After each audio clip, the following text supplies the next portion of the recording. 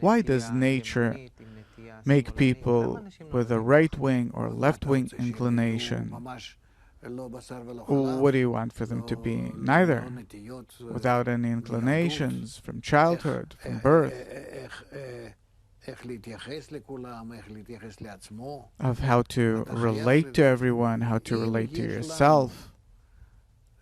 If we have two forces in nature, the receiving force and the giving force, if we have plus and minus, and the entire nature exists between the plus and the minus, then, if so, how can you think that there could be only one thing?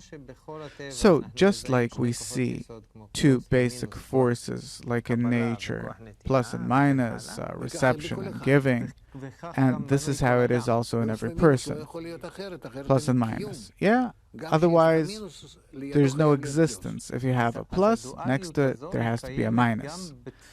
So this dualism also exists in a person's political worldview on all levels, on the material level, psychological, spiritual, all levels. So, what is this left-wing inclination that grows in a person? I wouldn't define it as right or left wing, because nowadays it's so distorted, all of it, that people confuse one for the other. How would you define it?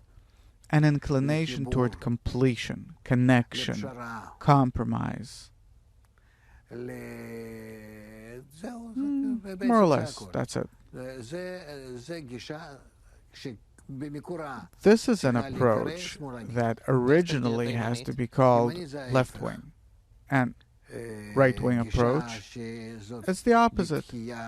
It is an approach, an attitude of rejection, defining borders, limitations, setting the boundaries, borders. There's mine is mine and yours is yours, that's the right, and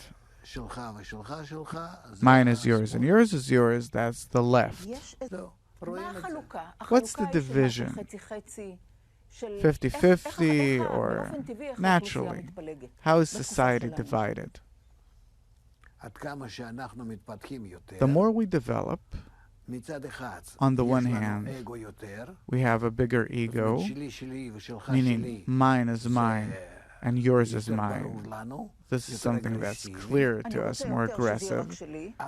I want for it to be mine, okay. But on the other hand, when we're in a more closed, tightly closed human society, then I can intellectually understand, even though that I don't want to keep it, that it would be good to also have mine is mine, yours is yours, have borders, boundaries, and security.